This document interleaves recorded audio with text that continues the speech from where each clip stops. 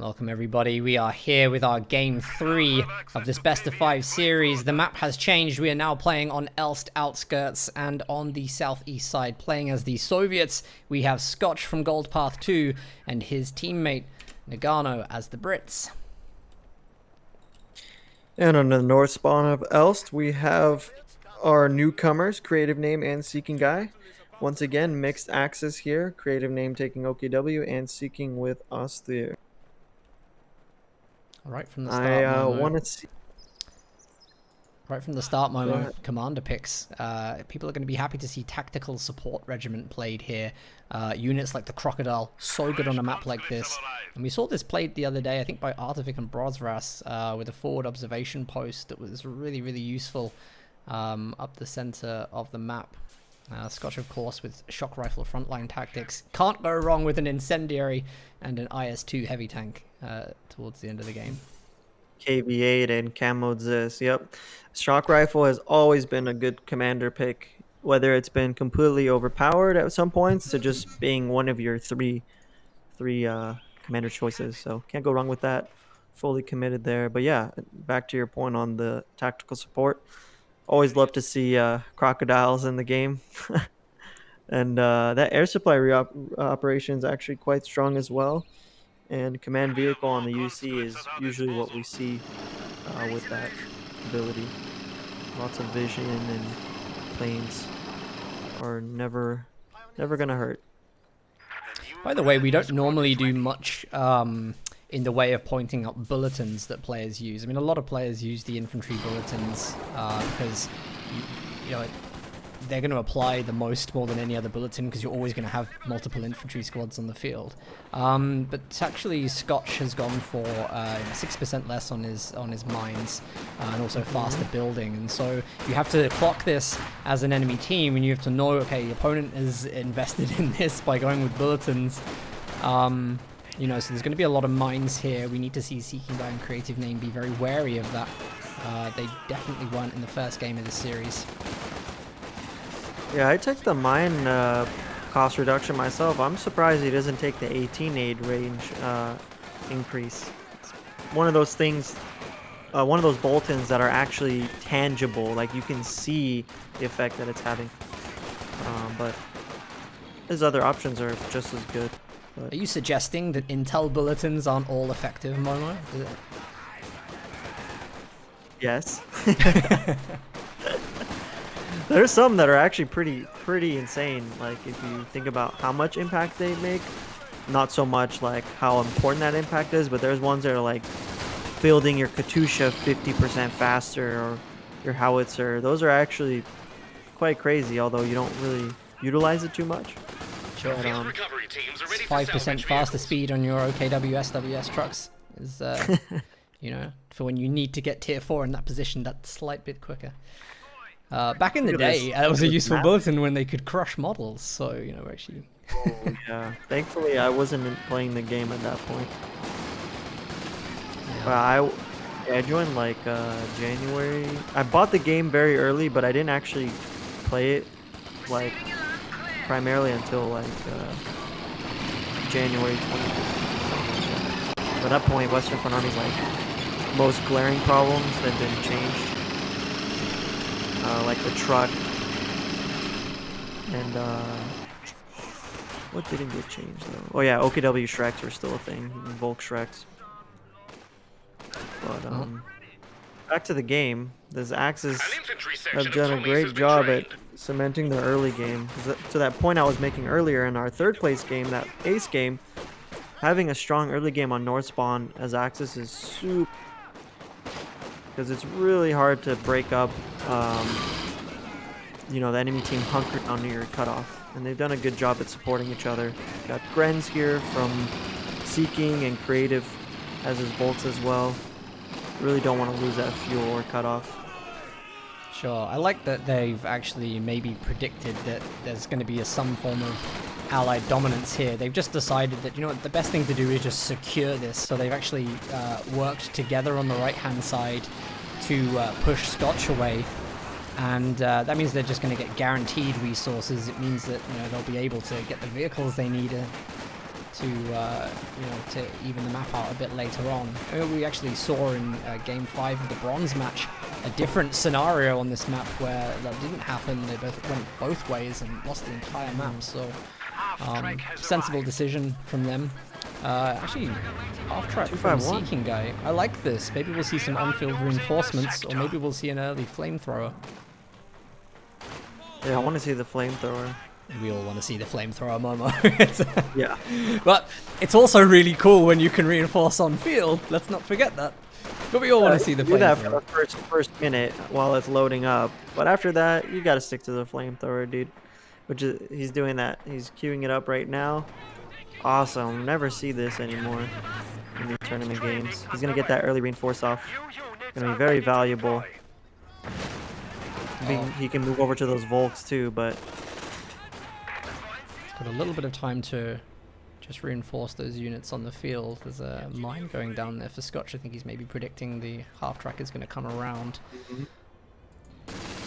Heavy recovery sappers out, the ones that can salvage. Just called one of those in. And resupply operations, going to get an AT gun and a mortar. Great honor to that half track. Going to get the AT gun immediately. He needs to be really careful with this combat engineer squad. And he doesn't have 18 aids available either, so this half track is going to go all the way. He doesn't even have enough munitions to snare with his sappers yet. Oh my god, look at that damage. There's the shot though from that AT gun. Might actually lose it. Important in keeping it. Just went right through it. The second shot literally vanished and then landed behind the half track. Oh, that'll be a max range shot. I know, it's just funny though. Visually, it looks like that.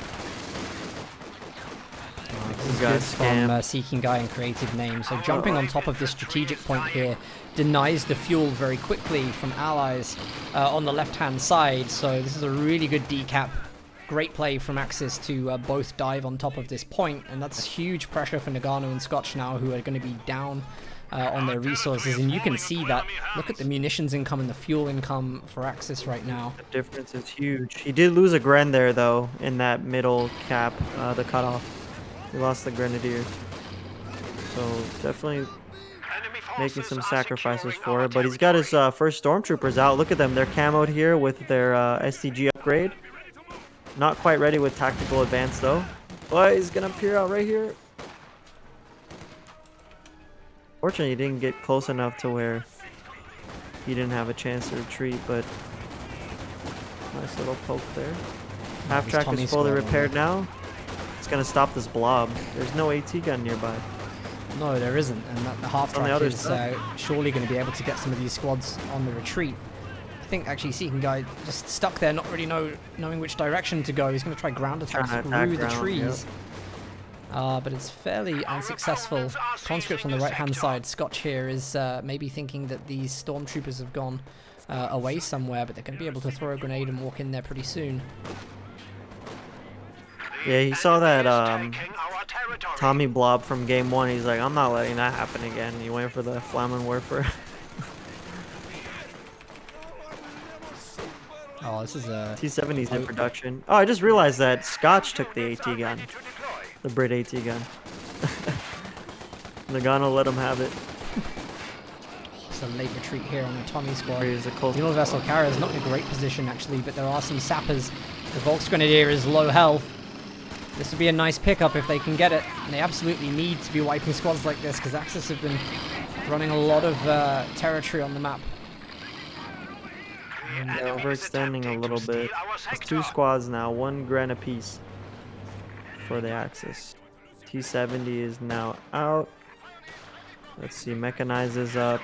Puma is also out. Just hit the field.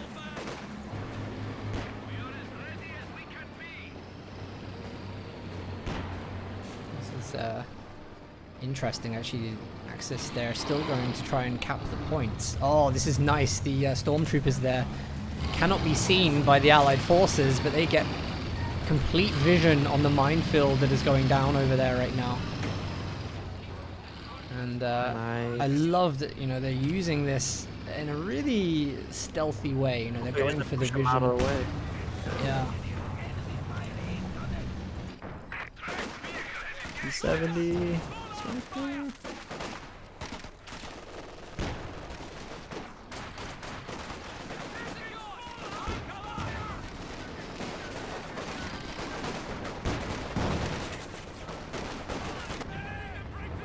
Just waiting for these stormtroopers to open up. The grenade was actually detonated at one point. It's gonna be really tough with the T70 there. He's probably gonna get spotted here by the T70. He's gonna have to retreat. He's alright. The Puma's going to come in for some support. So, in fact, it looks like they're switching around here with the half track going over to the center. The Puma may be coming over to deal with the T70. There's a lot going on the map right now.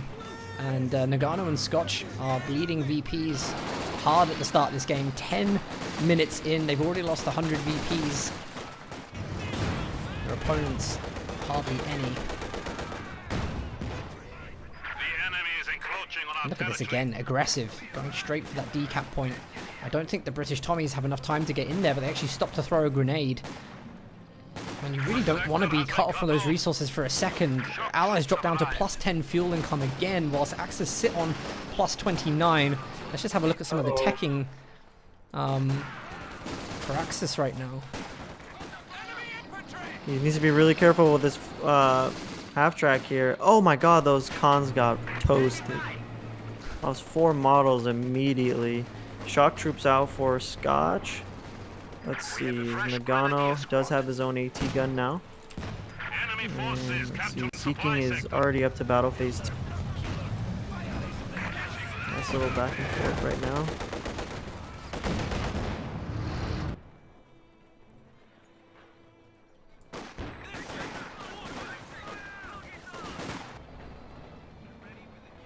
You're just seeing the stormtroopers around on the field. Actually, they're not quite hugging cover there. They just revealed themselves a little bit, so they're going to have to go in anyway. And flamethrower on the engineers, so important just for taking so much health down off of those models, allowing the conscripts to be really, really efficient in their engagement. And the Universal Carrier here has to be careful because the Puma is in. The Puma, I think quite rightly there, should taking some time to attack around the sandbags to deny the green cover. This is a great ground attack as well from the half track. Oh yeah. The Flammenwerfers. Thing, if he can keep it alive, it's gonna be doing so much work for them. This Puma really does need to rotate over to the BP. Look at how much health the Puma got away with. Jesus.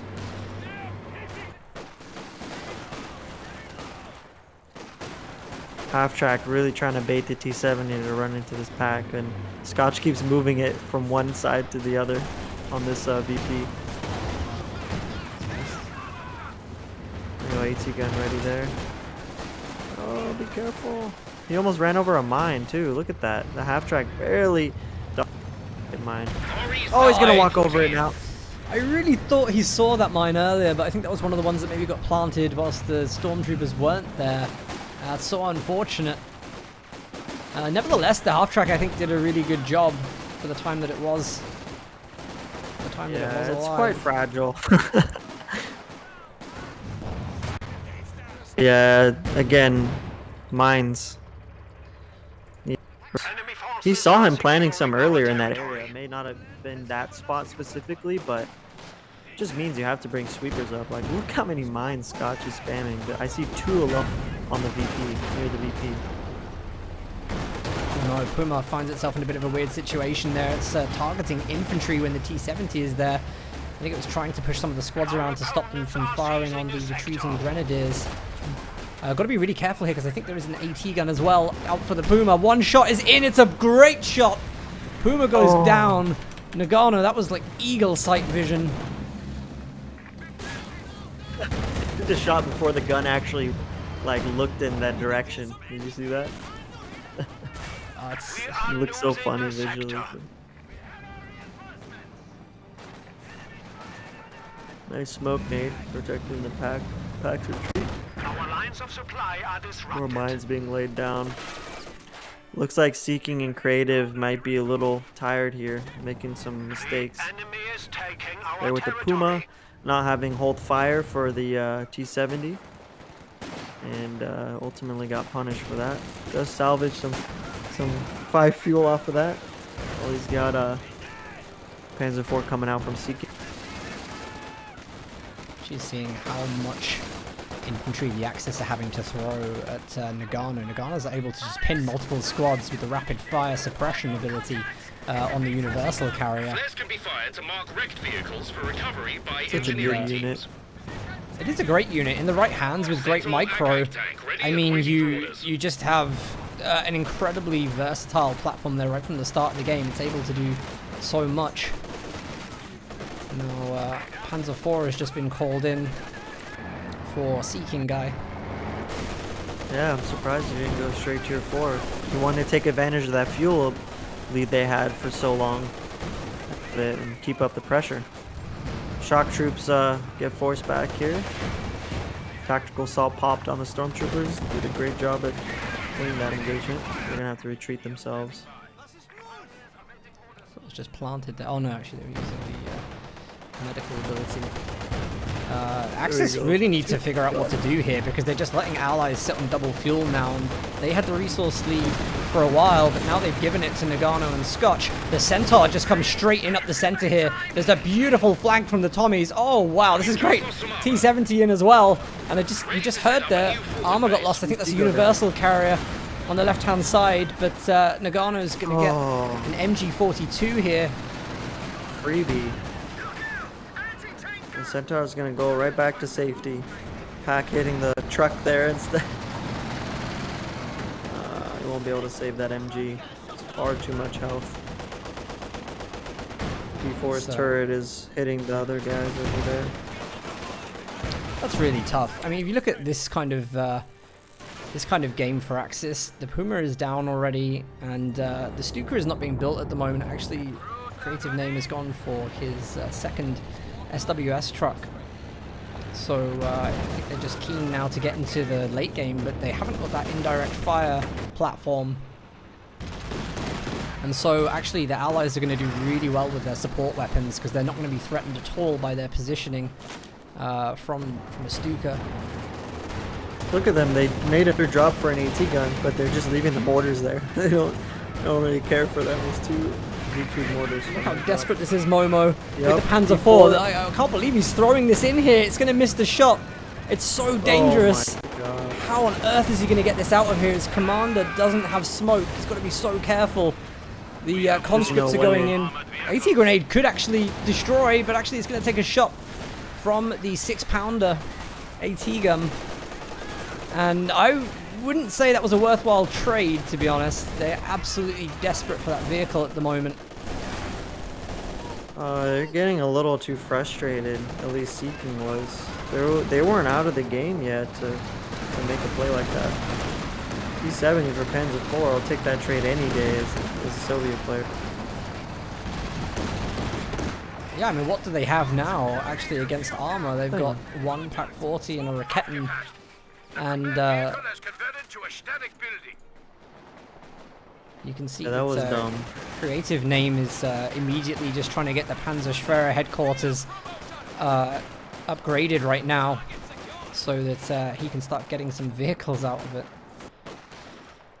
Shock troops in a bit of trouble here. They've got a long retreat on low health. Do we see body blocking from the Grenadiers?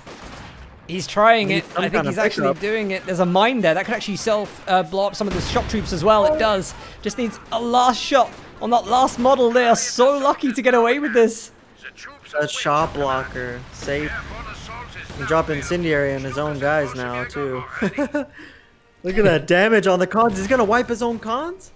Oh, that's a bad idea to retreat through it. Oh, it's running right back through it. Yeah, that wasn't a Soviet command. I don't know what is. Dropping incendiary on your own guys to stop a nuclear. No retreat. Sacrifice some conscripts. Who cares, right? NKVD doesn't care. Anyways. CreativeName has had to go for the Panzer IV. I feel like this is not what they want ideally at all. There's anything wrong with the Panzer IV, but we're getting 20 minutes into the game now, and CreativeName has just used all his fuel on that, so we're now looking to SeekingGuy for the next thing in the build, and he's just building his tier 4 at the moment, so we're expecting to see perhaps the Panther from him, but he might actually play a Panzerwerfer. And, they don't have the fuel. Well, and Scotch is about to have an IS-2 in the next minute and a half. They need to save for the Panther, and if they don't and they do end up going for a Panzerwerfer, it's going to be a seriously bad situation. Somehow VPs, by the way, have just come to an equal in this game, 358 against 348. And that's surprising. Allies actually sitting on a triple cap at the moment. So, you know, actually, SeekingGuy and CreativeName, they've done pretty well to keep on top of VPs in the game so far. It's about to start changing. Yeah, this is a Allied game to lose here. They've got full control of this game. They're about to get their own heavy, and they're going to be fighting against the Panzer IV with an IS-2. It's going to be a huge advantage. Centaur now, I don't know if you noticed, or maybe I missed that you mentioned it, but it's a command vehicle now. No, actually not noted. It's a command vehicle. There's our second Panzer IV, this time an OKW-1. Looking to get a wipe. Just short. Ready for action. Infantry attack. Where are we looking at access to go from here? It's a difficult situation, especially for SeekingGuy, having lost the vehicles that he has in this game so far. I'm just hearing rumbling in the distance, which suggests that the IS-2 is hitting the field. And really, what is the IS-2 up against? Just a ton of infantry and a Panzer IV. SeekingGuy, 2 AT gun. SeekingGuy, yeah, we hope is saving for a Panther right now. There's a lot of grenades going off as well. Yeah, almost wiped the Volk Sure, he has in 300 the west points side. remaining.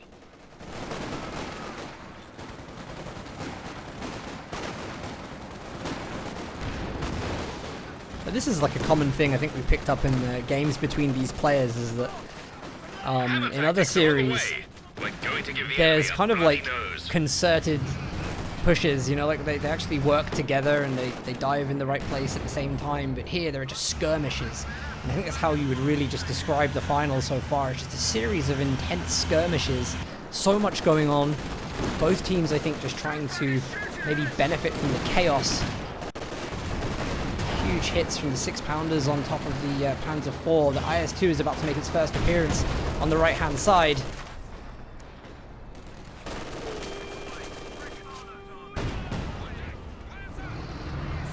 SeekingGuy Shelling the MG over here. Just it looked like he's getting ready for attacking the tier 4 because he's got both of the 6-pounders right by, but Pack 40 trying to attack the IS-2 frontally at this short of a distance with shock troops there. It's not gonna plan. Needs to pull out. I think they're actually going to need the stormtroopers there if they're going to hold the shock troops at bay. They've then got to allow some time for the grenadiers to go in and get a Faust, but before any of that, they're going to need any of this anti-tank to penetrate the front armor of the IS-2. Look at these conscripts in the VP on the right. They're stuck behind the sandbag, and like 2 of their models are by the shock troops. They just died. Right, okay, they're running back now to help them get out. But I will leave them to do that because Axis are actually mounting a counter-offensive right now. They're trying to take the advantage that they've got on the right-hand side for a moment. There's still no penetrating shots on the IS-2. They actually had to use AT guns to attack that sandbag to free the squad. And, you know, whilst all that's happening, they're also trying to fend off an Axis push. But we have to see penetration from the Pack 40 here. If any of these Volksgrenadiers are going to get the Faust off, all these models bunched together, splash damage from the IS-2 could be brutal. There's the penetrating shot, waiting for the Faust now. But, in the center, Raketten's just left unguarded.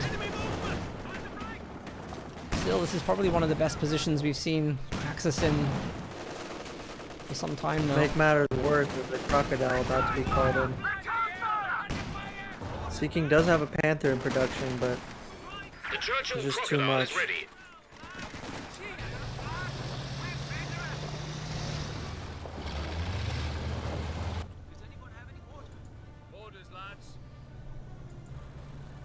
It's amazing how many VPs just got drained in the time that allies have had map dominance, because they were even about 4 or 5 minutes ago, and they really have lost so much in this time.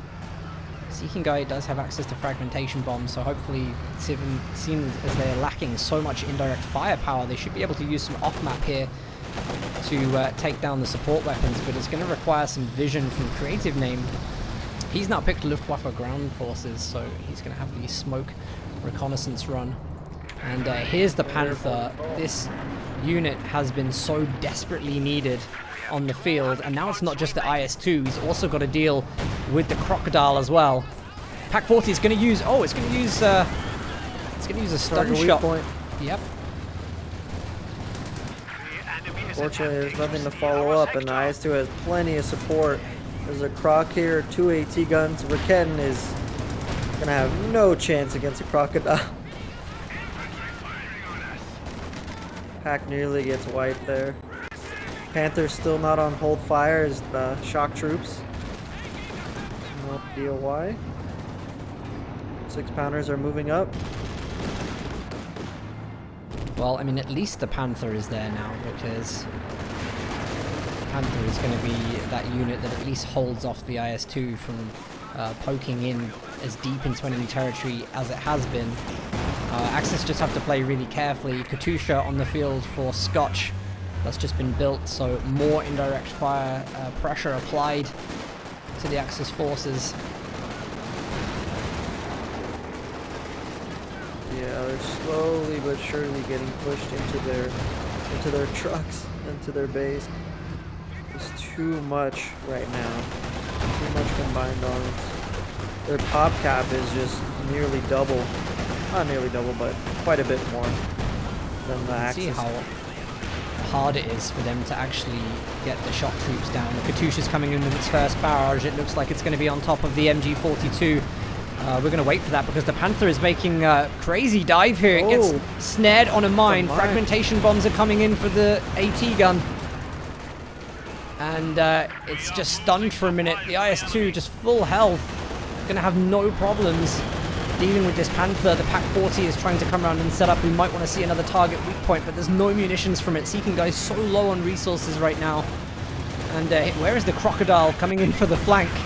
Going to be trying to get on that AT gun. This is beautiful, beautiful teamwork from Noggano and Scotch.